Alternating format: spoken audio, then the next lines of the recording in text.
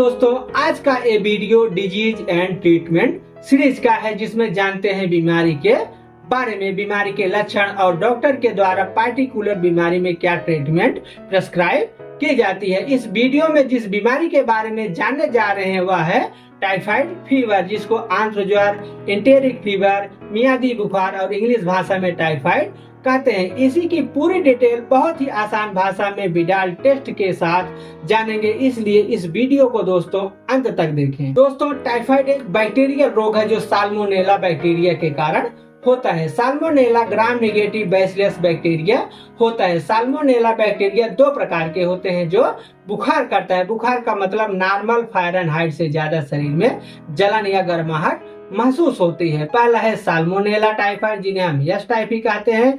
दूसरा है salmonella paratyphoid, जिन्हें हम यस पैराटाइफी के नाम से जानते हैं। इन दोनों का लैब में टेस्ट होता है। यस टाइफी के दो एंटीजन होते हैं, ओ और यस एंटीजन। यस टाइफी एक प्रकार का विशिष्ट बैक्टीरियल होता है या एंटीजन बैक्टीरिया के ऊपरी सतह पर पाए जाते हैं। यस पैराटाइफी के भी दो एंटीजन होते हैं, ए एच एंटीजन और दूसरा बी एच एंटीजन। इन चार एंटीजन की लैब में जांच करने के बाद रिपोर्ट देते हैं। टेस्ट की स्लेट पर लिखा रहता है ओ एच, बी एच और ए। जो एंटीजन फट जाता है उस एंटीजन रिपोर्ट को पॉजिटिव मान लिया जाता है। दोस्तों आप इतना तो समझ ही गए होंगे। दोस्तों टाइफाइड एक जीवाणु संक्रमण बीमारी है जो साल्मोनेला बैक्टीरिया के कारण होता है, जो मैंने आपको ऊपर बताया। यह बीमारी मुंह के जरिए आंतों में प्रवेश करके लगभग 1 से 3 सप्ताह तक रहता है। उसके बाद आंतों के दीवार के जरिए रक्त प्रवाह में प्रवेश कर जाता है।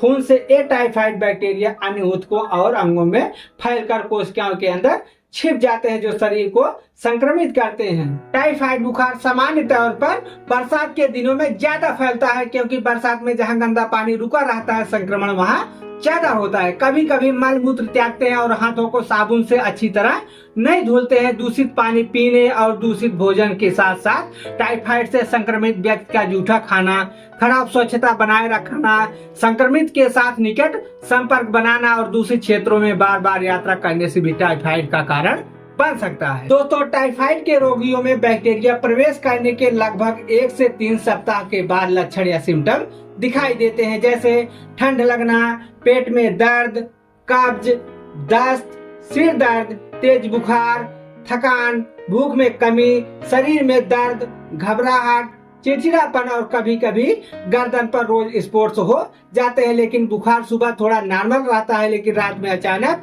100 से 104 फ़ारेनहाइट तक पहुंच जाता है, जिसकी वजह से रोगी का शरीर तपने लगता है। ऐसे क्लिनिकल सिम्टम दिखाई देते हैं तो इसके लिए डॉक्टर विडाल टेस्ट लिखते ही हैं। लेकिन विडाल टेस्ट पूर्ण नहीं होता है। विडाल टेस्ट कराने के बाद भी रिपोर्ट निगेटिव आता है, लेकिन टाइफाइड रहता है। कल्चर टेस्ट होता है, जिसमें stool test, urine test, CBC test, ये कई तरह के होते हैं। लेकिन विडाल टेस्ट के मुताबिक कल्चर टेस्ट जो अलग होता है या थोड़ा महंगा पड़ता है, इसलिए डॉक्टर विडाल ही टेस्ट लिखते हैं। तो पहले विडाल टेस्ट के हिसाब से दवा को प्रेस्क्राइब करते हैं। दोस्तों विडाल एक टेस्ट का नाम है जो टाइफाइड बुखार होने पर सेरम स्लाइड मेथड से कराया जाता है। अगर साल्मोनेला टाइफी ओ या टीओ किसी रिपोर्ट में लिखा रहता है 1:40 है और साल्मोनेला टाइफी एच या टीएच 1:80 और साल्मोनेला पैराटाइफी एएच 1:40 और साल्मोनेला पैराटाइफी बीएच 1:80 है, तो जो एक नॉर्मल रेशियो का बुखार है, तो आप घर पे दवा दे सकते हैं और व्यक्ति या रोगी ठीक भी हो सकता है। इसके लिए हमको क्या दवा देनी है अब इसको समझते हैं। टाइफाइड ट्रीटमेंट की बात करूं तो दोस्तों सिर्फ या सिर्फ जानकारी के लिए आपको दवा वीडियो देख के नहीं लेनी है। जब भी दवा लेनी है आपको डॉक्टर की सलाह पर ही लेनी है, ठीक। अब जानते हैं साल्मोनेला बैक्टीरिया से होने वाले टाइफाइड के दवा के बारे में। Ciprofloxacin 500 mg। दोस्तों यह दवा एडल्ट के लिए है, बच्चों को ना दें। सिप्रोफ्लॉक्सासिन की दवा आप ले सकते हैं 500 mg सुबह, 500 mg शाम को बीडी के रूप में 7 से 10 दिन तक, या एजिथ्रोमाइसिन 500 mg आप ले सकते हैं और यह प्रेगनेंसी में भी बढ़िया रहता है। भोजन के बाद सुबह 500 mg, क्योंकि इसका सिंगल डोज बढ़िया रहता है ओडी के रूप में 5 से 7 दिन तक। अगर जरूरत बहुत पड़ती है तो आप बीडी भी ले सकते हैं, या लिवोफ्लॉक्सासिन 500 mg बीडी के रूप में 5 से 7 दिनों तक या जीफी 200 mg